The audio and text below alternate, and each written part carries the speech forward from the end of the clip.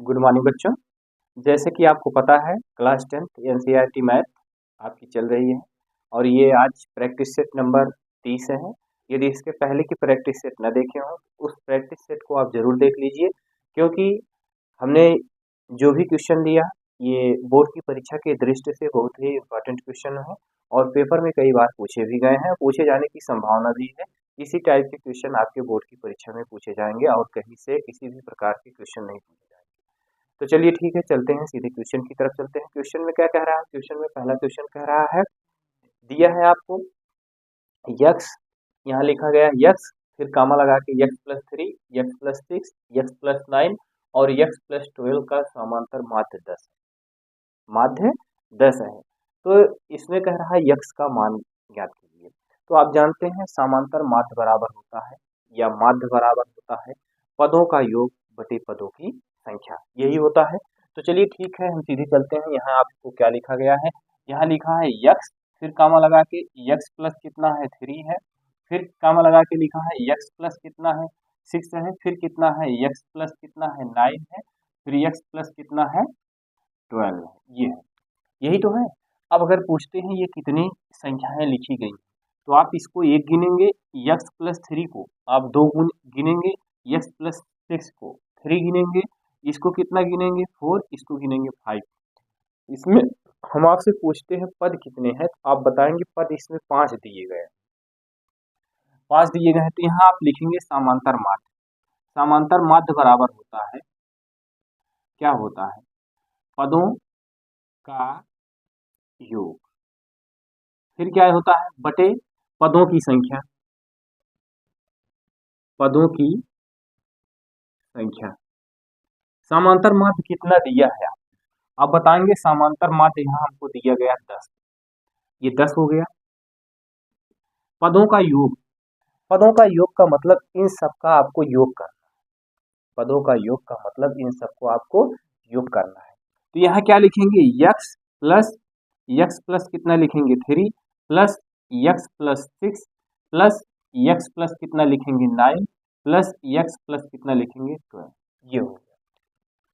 पुनः सुनेंगे, समांतर माध्य आपके क्वेश्चन में दिया गया, पदों का योग का मतलब ये जो पांचों पद दिए गए हैं इनको आपको जोड़ लेना है।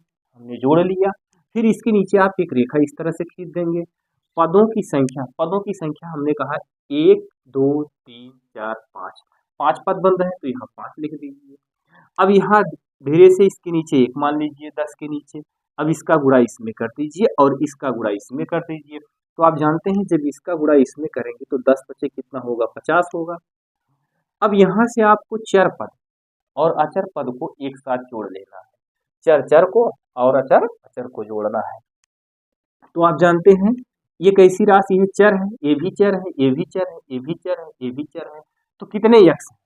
1 2 3 4 5, 5 यक्स है। तो यहाँ कितना लिखेंगे? 5 यक्स प्लस का निशान लगा दीजिए। अब इसके बाद इसको देखिएगा, ये कितना है? 6 है, ये 3 है, ये कितना है? 6 है। 6 3 कितना हो गया? 9, और ये 9 18 हो गया। 18 2 20, 2 20 हो गया, 20 10 30 हो गया। इसको जोड़ेंगे तो 30 हो जाएगा। टोटल आपका कितना हो गया? 30 हो गया। अब यहाँ आपको क्या करना है?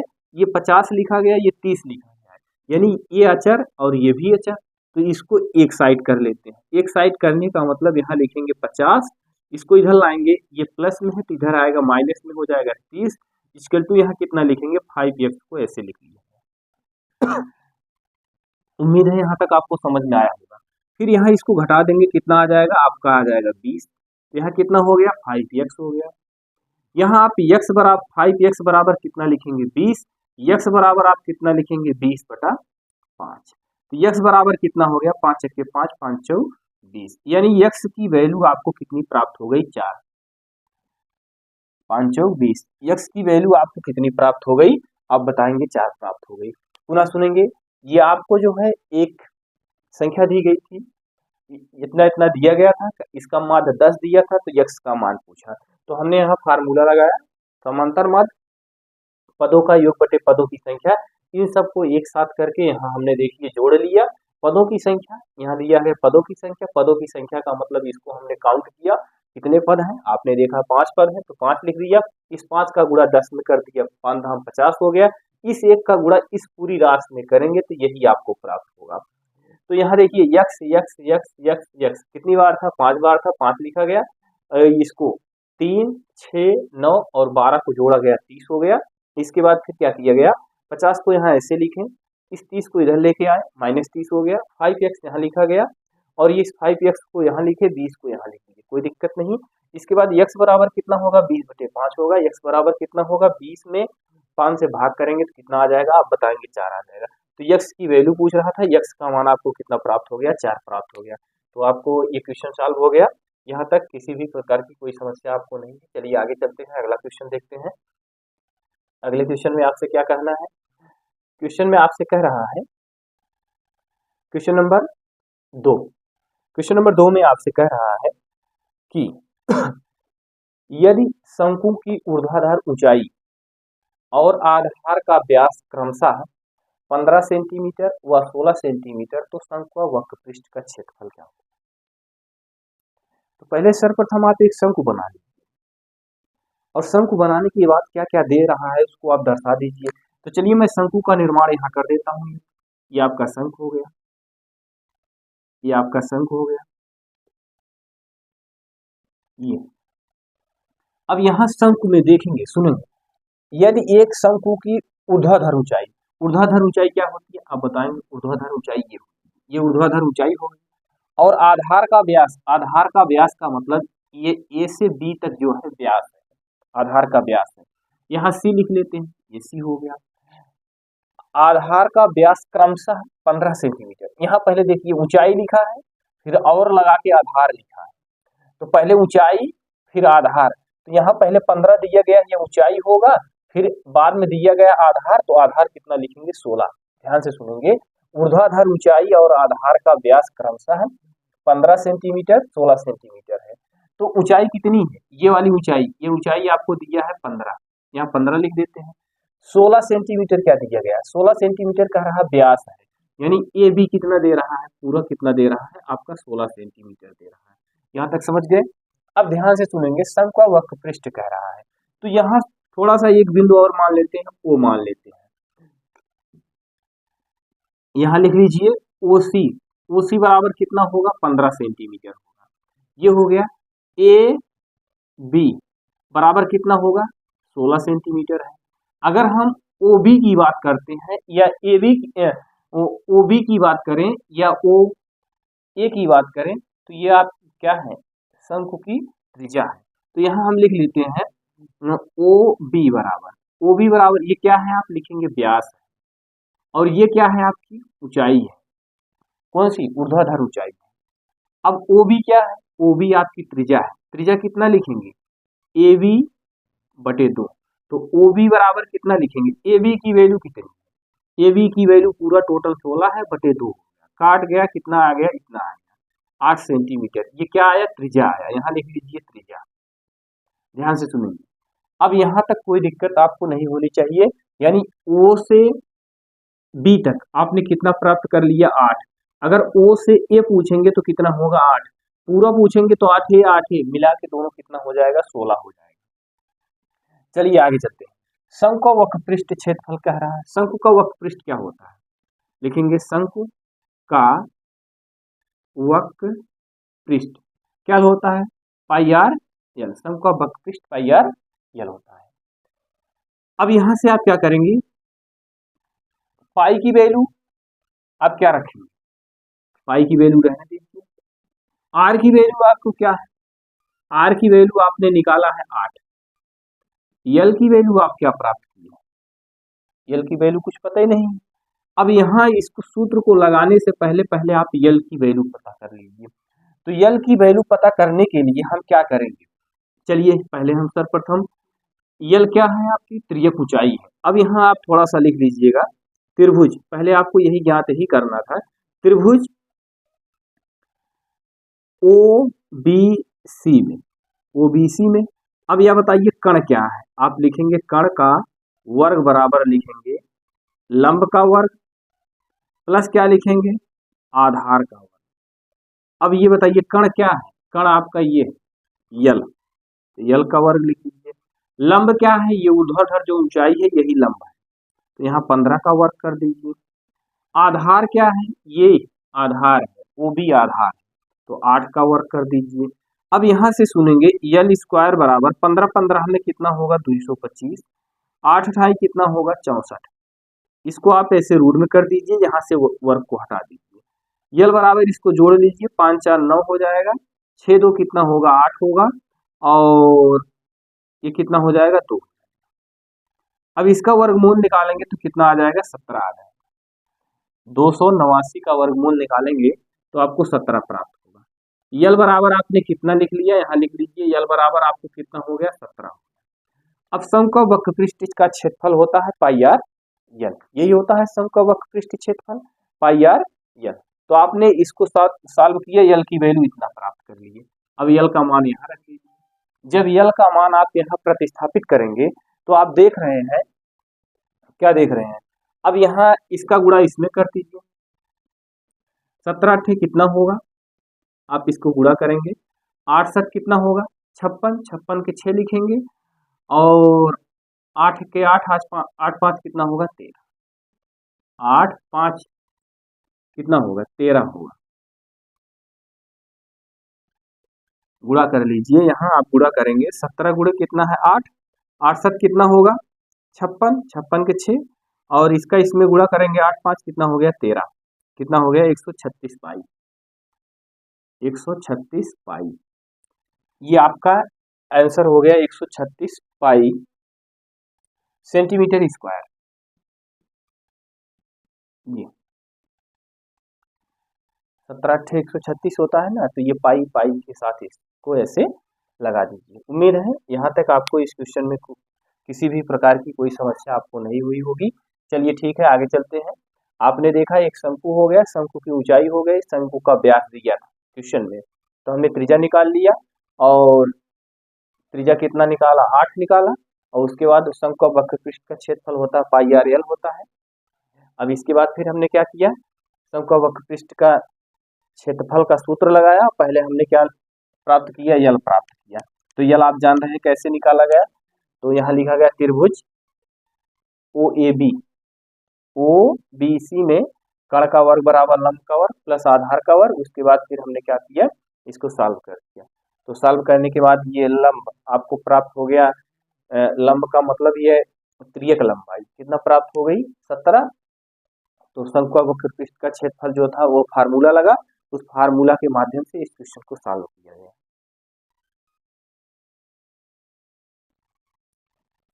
चलिए आगे चलते हैं, अगला क्वेश्चन देखते हैं। क्वेश्चन नंबर 3 में चलते हैं। क्वेश्चन नंबर 2 हो गया, क्वेश्चन नंबर 3 में आपसे देखते हैं क्या कह रहा है। क्वेश्चन नंबर 3, जरा आप पढ़िए क्वेश्चन नंबर 3 में आपसे क्या कह रहा है। क्वेश्चन नंबर 3 आपसे कह रहा है वृत्त का क्षेत्रफल, आपका वृत्त का क्षेत्रफल है, तो वृत्त का क्षेत्रफल क्या दिया गया है 64 सेंटीमीटर स्क्वायर है, तो उसका परिमाप ज्ञात करने के लिए कह रहा है। तो इस क्वेश्चन को कैसे सॉल्व करेंगे, सॉल्व करने का वही पुराना ही तरीका है, वृत्त का क्षेत्रफल। वृत्त का क्षेत्रफल क्या होता है, यहाँ लिखेंगे वृत्त का क्षेत्रफल कितना दिया गया है, लिखेंगे 64 पाई। वृत्त का क्षेत्रफल क्या होता है, आप जानते हैं वृत्त का क्षेत्रफल होता है पाई आर स्क्वायर। तो यहाँ लिखेंगे वृत्त का क्षेत्रफल पाई आर स्क्वायर, यहाँ लिखेंगे 64 पाई। यू, यहाँ तक किसी भी प्रकार की आपको कोई असुविधा नहीं होनी चाहिए। यहाँ से ये देखेंगे पाई यहाँ मिल रहा, पाई यहाँ मिल रहा, पाई पाई को कैंसिल कर देते हैं। आर स्क्वायर इक्वल टू कितना लिखेंगे 64, आर बराबर कितना लिखेंगे 8। त्रिज्या कितनी प्राप्त हो गई आप बताइए, 8 प्राप्त हो गई। अब यहाँ से आपसे पूछ रहा है परिमाप क्या होगा, वृत्त का परिमाप क्या होता है। वृत्त की जो परिधि होती है उसका परिमाप होता है, आप यहाँ लिख लीजिए उसका परिमाप, यानी वृत्त का परिमाप। वृत्त की परिधि क्या होती है, परिमाप, परिधि होती है 2 पाई आर, ये होती है। तो यहाँ देखिए क्या लिखेंगे 2 पाई, ऐसे रहने दीजिए, आर की वैल्यू कितनी है 8 है, तो 8 लिख दीजिए, 8 दूनी कितना हो गया 16 पाई। ये आपका आंसर, कुछ नहीं करना था इसमें।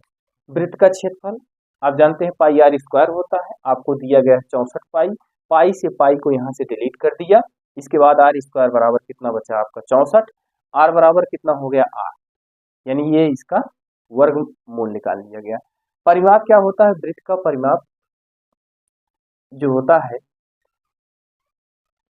जो वृत्त की परिधि होती है उसका परिमाप होता है। तो यहाँ आप क्या लिखेंगे? परिमाप बराबर 2 पाई आर। जब 2 पाई आर लिखेंगे तो 8 दूना 16 हो गया। 2 पाई को ऐसे रहने देते हैं, आर की वैल्यू कितनी है 8, 8 दूनी 16 हो गई। तो यहाँ तक आपको समझ में आ गया होगा, किसी भी प्रकार की कोई समस्या नहीं। चलिए आगे चलते हैं, अगला क्वेश्चन देखते हैं।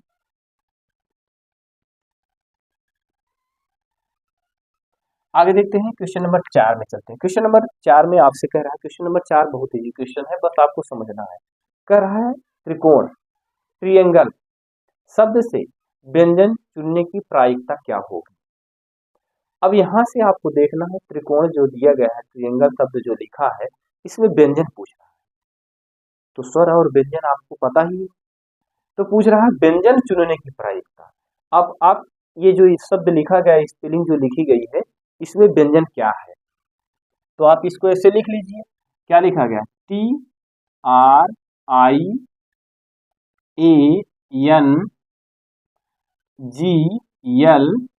यही तो लिखा गया है। कितने शब्द है? 1 2 3 4 5 6 7 8, 1 2 3 4 5 6 7 8, 8 हो गए। अगर हम यहाँ से वावेल की बात करते हैं, यानी स्वर की बात करते हैं, तो क्या होता है? स्वर की बात करते हैं तो आप लिखते हैं AEIOU, यही तो होता है। यही इतना हटा दीजिए, अगर ये स्वर इसमें मिल रहे हैं तो इन स्वर को हटा दीजिए, बाकी जो है पहले उसको लिखिए। ये यहाँ मिला तो ये क्या है? स्वर है। हमको आपको व्यंजन की बात कर रहा है, तो यहाँ से ए हट गया। ई है तो ई भी यहाँ से हट गया। क्या आई है? आप देख रहे हैं आई भी हट गया यहाँ से। ओ है क्या? ओ कहीं नहीं है। यू है कहीं? कहीं नहीं है। कुल कितने पद हैं इसमें? कुल आप कुल बताएंगे, कुल पद कितने हैं? 1 2 3 4 5 6 7 8, 8 पद है। अब बताइए स्वर की बात कर, अब ये तो स्वर हम निकाल दिए, अब बताइए व्यंजन इसमें क्या क्या बचा है? व्यंजन इसमें क्या है? तो आप बताएंगे व्यंजन, व्यंजन की प्रायिकता पूछ रहा था। व्यंजन आप बताएंगे क्या क्या है? टी है, आर है, एन है, जी है, यल है, यही तो है। अब ये कितने पद हुए? 1 2 3 4 5, यही 5 पद। 5 पद जो बचे हैं यही आपके क्या है? व्यंजन है, यानी ये आपके क्या है? कॉन्सोनेंट है। तो अब यहाँ से आप चलिएगा, अब हमने पुनः सुनिएगा, एक बार पुनः समझ लीजिए। जो ट्रायंगल शब्द दिया गया था, इसमें से हमने पहले स्वर को हटा दिया। जब स्वर को हटा दिया तो बचा आपका व्यंजन। तो व्यंजन होने की प्रायिकता पूछ रहा है। तो देखिए यहाँ कह रहा है इतने शब्द से व्यंजन चुनने की प्रायिकता। तो प्रायिकता क्या लिखेंगे? प्रायिकता आप जानते हैं, आप इसको किसी से व्यक्त कर दीजिए। किसी से व्यक्त करने का मतलब इसको आप लिख दीजिए पी, पी, पीसी लिख दीजिए, क्योंकि कॉन्सोनेंट है। और इसको क्या लिखेंगे? इसको लिख दीजिए पी, कुल है टोटल, टी लिख दीजिए, ये हो गया। तो यहाँ आप क्या लिखेंगे? पी सी बटे पी टी, ये। अब यहाँ आपने इसका तात्पर्य ये हुआ, ये आप अपने हिसाब से कर सकते हैं, क्योंकि क्वेश्चन को समझना आपको है, लगाना आपको है। पी सी का मतलब हमने इसलिए लिखा, ये जो है प्रायिकता पूछ रही है, तो सी का मतलब ये हो गया आपको कॉन्सोनेंट, और पीटी का मतलब ये हो गया टोटल कितने शब्द हैं। तो टोटल 8 शब्द है। तो आप ये बताइए पीसी कॉन्सोनेंट इसमें कितने शब्द हैं? 1 2 3 4 5, ये 5 हो गया। तो यहाँ क्या लिखेंगे? 5, टोटल कितने हैं? 8, ये आपका आंसर हो गया। यही आपको करना था। पहले ये ट्रायंगल शब्द में से आप स्वर को छांट लीजिए। स्वर को छांटने के बाद आपका बच जाएगा व्यंजन। तो व्यंजन को आप किससे व्यक्त करते हैं? हमने व्यंजन को व्यक्त कर दिया पीसी, कॉन्सोनेंट होता है ना। और कुल कितना है? टोटल कितने पद हैं? आप बताएंगे। टोटल हमको पद दिए गए हैं 8, तो ये 5/8 हो गया। यही आपका आंसर हो गया। उम्मीद है क्वेश्चन आपको समझ में आ रहा है। चलिए आगे देखते हैं अगला क्वेश्चन क्या कह रहा है। ये क्वेश्चन नंबर 3 था। क्वेश्चन नंबर 4 में चलते हैं। क्वेश्चन नंबर 4 में आपसे कह रहा है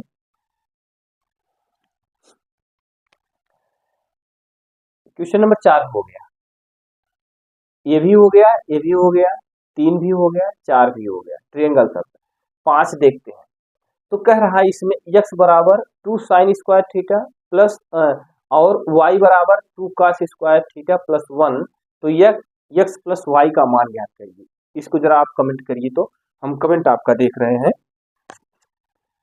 चलिए ठीक है, देखिए सुनिए इसमें क्या दिया गया है, हम यहाँ लिख देते हैं। x बराबर कितना दिया गया है, 2 साइन स्क्वायर थीटा।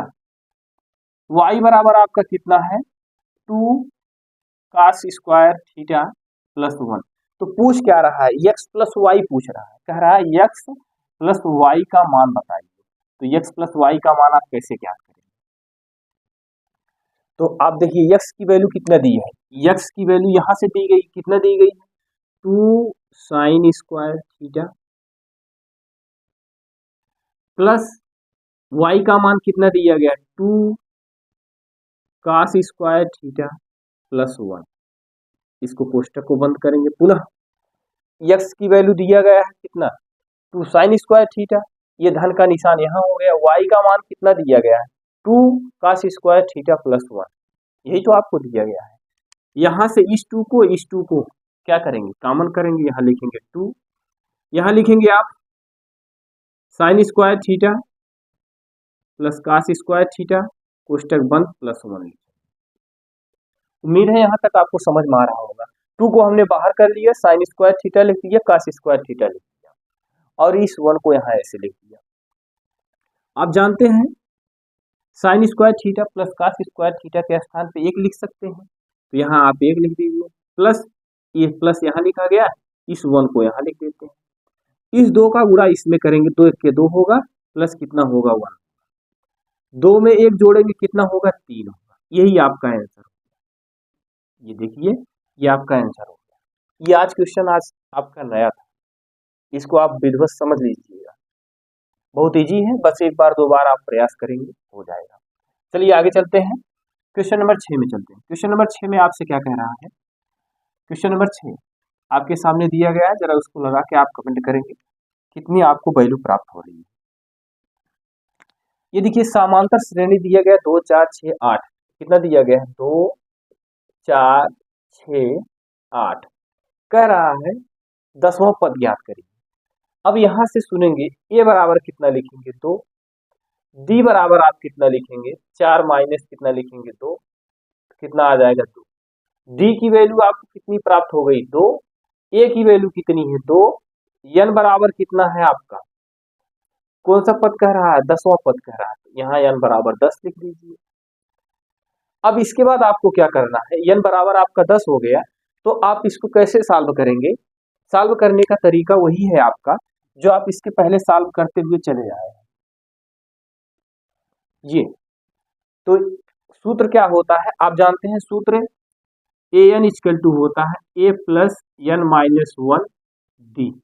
ये हो गया सूत्र आपका। अब जब ये आपका सूत्र हुआ तो आप इसमें क्या करेंगे, 10वां पद पूछ रहा है, 10वां पद आपका होगा क्या।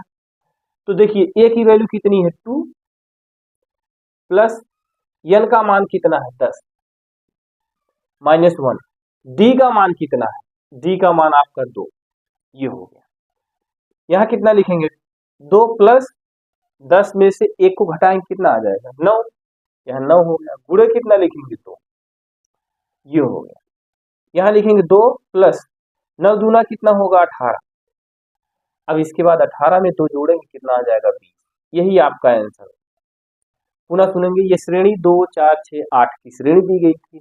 इस श्रेणी में आपको a बराबर 2 था, d बराबर कितना था, दूसरे पद में से पहले पद को घटाते हैं तो d प्राप्त होता है। 10वां कह रहा था, 10वां का मतलब n बराबर आपको 10 दिया गया था। सूत्र आपको होता है an equal to a plus n minus 1 d। a की वैल्यू कितनी है, 2, प्लस n का मान कितना है, 10 माइनस 1, और d का मान कितना है, d का मान आपने यहाँ प्राप्त किया है 2। तो इस 2 को यहाँ ऐसे लिखा गया, 10 में से 1 को घटाया गया 9 हो गया, ये 2 है, 2 हो गया। यहाँ 2 लिखा गया, 9 दूना कितना हो गया 18, 18 2 कितना हो गया 20। ये आपका क्या हो गया आंसर हो गया। तो इस टाइप के क्वेश्चन को आपको ऐसे ही सॉल्व करना है।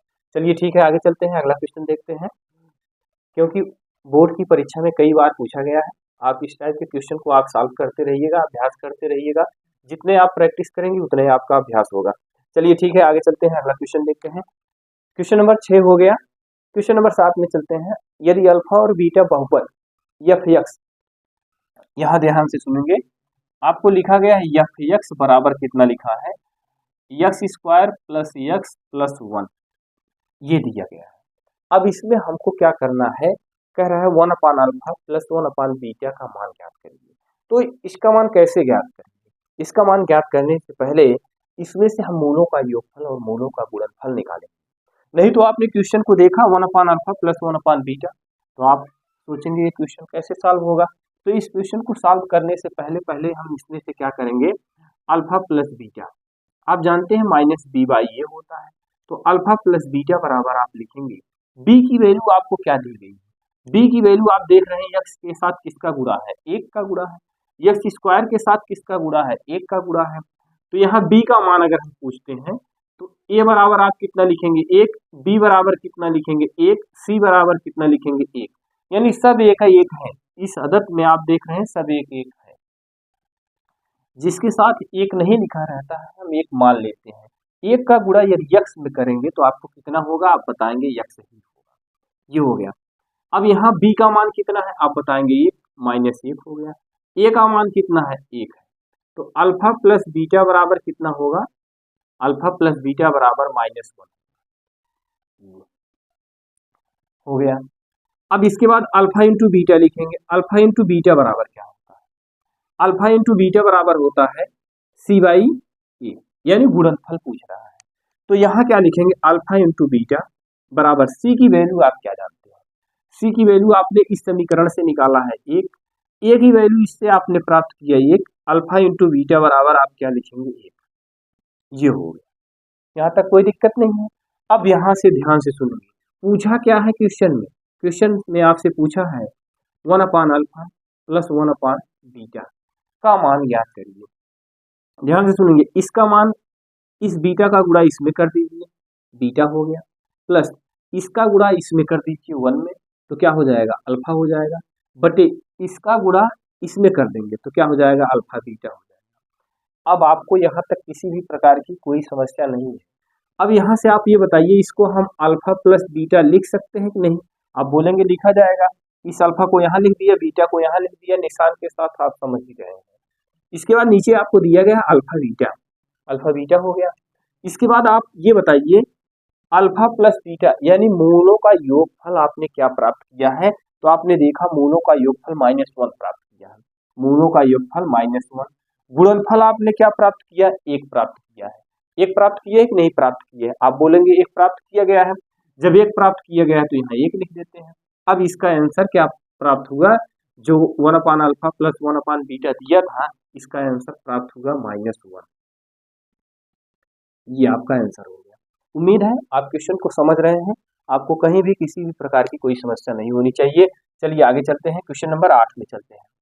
ये क्वेश्चन आपको समझ में आ गया होगा, जो दिया गया था आपने क्या किया, एक बार मूलों का योगफल निकाल लिया, फिर गुणनफल निकाल लिया, ये देखिए योगफल इतना आ गया, गुणनफल आपका ये होता है, फिर आपका यही मान ज्ञात करना था 1 अपान अल्फा प्लस 1 अपान बीटा, इस बीटा का गुणा 1 में किया गया, 1 बीटा हो गया, इसका गुणा इसमें किया गया अल्फा हो गया, अल्फा और बीटा का गुणा करके यहाँ लिखा गया। इसके बाद फिर हमने क्या किया, इसको क्रम से लिख दिया, अल्फा प्लस बीटा अपान अल्फा बीटा इंटू में, अब योगफल -1 है, गुणनफल ए है, तो आपका आंसर प्राप्त हो गया -1। तो चलिए ठीक है, आगे चलते हैं, अगला क्वेश्चन देखते हैं, क्वेश्चन नंबर 2 में चलते हैं। क्वेश्चन नंबर 2 में आपसे क्या कह रहा है, question number 2 sorry question number 2 नहीं है, क्वेश्चन नंबर आपसे कह रहा है, यहाँ देखेंगे क्वेश्चन नंबर 8, 7 तक हो गया, क्वेश्चन नंबर 8 में चलते हैं। क्वेश्चन नंबर 8 में आपसे कह रहा है cos स्क्वायर थीटा बराबर 1/2। ध्यान से सुनिए, इस टाइप के क्वेश्चन कई बार पूछे गए हैं। यहाँ लिखा गया cos स्क्वायर थीटा बराबर 1/2, तो इसमें आपको क्या करना है, कुछ नहीं करना है, सिंपल सी भाषा में यहाँ cos दिया गया है, इसको cos में ढूंढना है। पुनः सुनेंगे, यहाँ काश दिया गया है तो इसको क्या लिखेंगे, काश थीटा बराबर रूट में 1/2 लिख सकते हैं।